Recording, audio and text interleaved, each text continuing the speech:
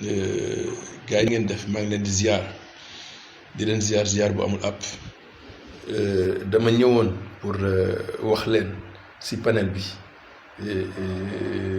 un peu sur la maladie bi nga xam ni moom moo lëmbee temps yi àdduna bi.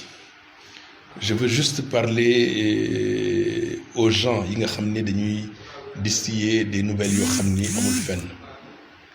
D'abord j'ai vu Papis Ba wala sama benn cousine Louisa dugal ci net bi que les Chinois sont satisfaits ci benn vaccin bu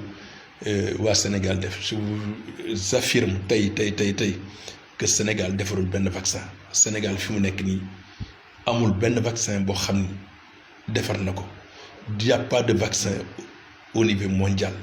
Fi mu nekk nii les malades qu'on reçoit ont fait un traitement bu ñuy wax symptomatique. Traitement symptomatique mooy lan su amee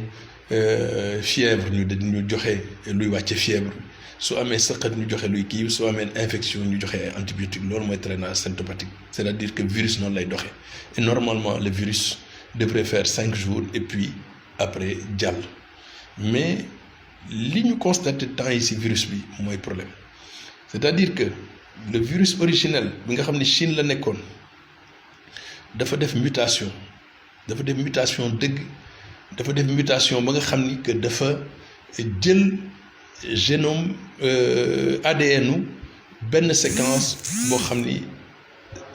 c'est l'ADN du HIV. ADN HIV moom la incorporé ci kii donc dañ koy woowee corona xam nga lu tax ñu koy woowee corona c'est que corona c'est la couronne bi koy protégé boo xam ni ça lui permet de faire ces mutations et ce virus là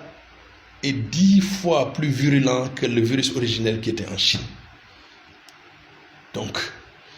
qu'est-ce qu'il faut faire? Ce qu'il faut faire li ma leen di ñaan mooy il faut arrêter tout ce qui est regroupement religieux ay Kazu Rajab ay xawma lan kenn gënuma murite kenn gënuma nekk jullit mais il faut arrêter tout ce qui est regroupement religieux mes amis. Il faut arrêter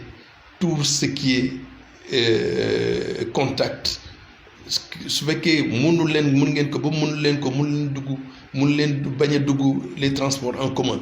de grâce su ngeen yegsee lavez-vous les mains. Laver les mains nag ça ne se limite pas seulement à se laver les mains. Il faut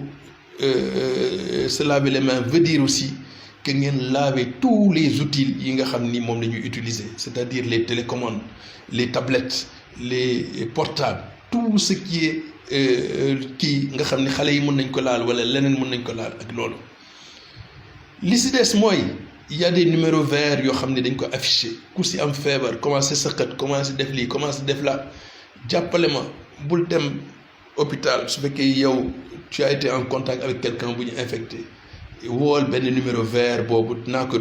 joxe léegi wool teel numéro vert boobu soit le SAMU soit soit SOS médecin gars yi jël si la et puis mettre la dans des conditions kii et puis nga jàppale ma nga isolé wu de ta famille. Donc kër gu nekk war na am peut-être chambre boo xam ni dinañu mën a kii pour isoler nit. Gis naa démb des collègues italiens ay médecins italiens di jooy ils ne parviennent plus à traiter le truc là et c'est un pays développé. J'ai vu dans les réanimations en Italie des gens yoo xam ni et plus de 200 personnes sous soins intensifs. sama benn xarit woo na ma léegi nee na ma Italie quand il y a 2 personnes dañuy choisir kan la ñuy sauver ak ko ñu dul sauver.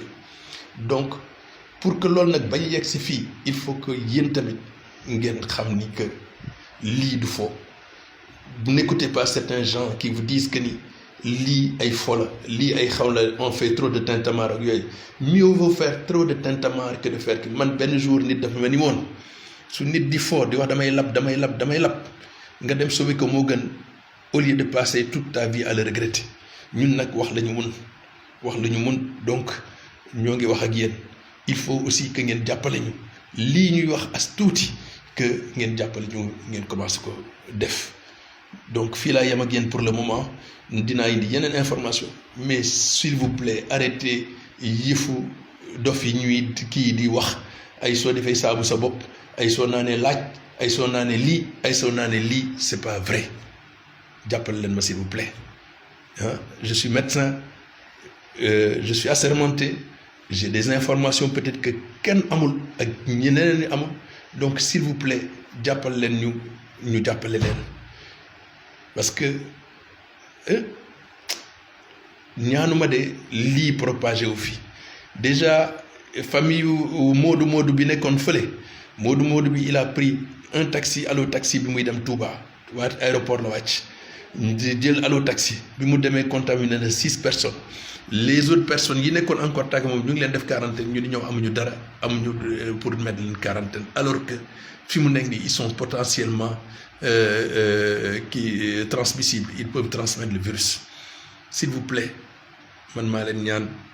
et franchement je prends mon visage le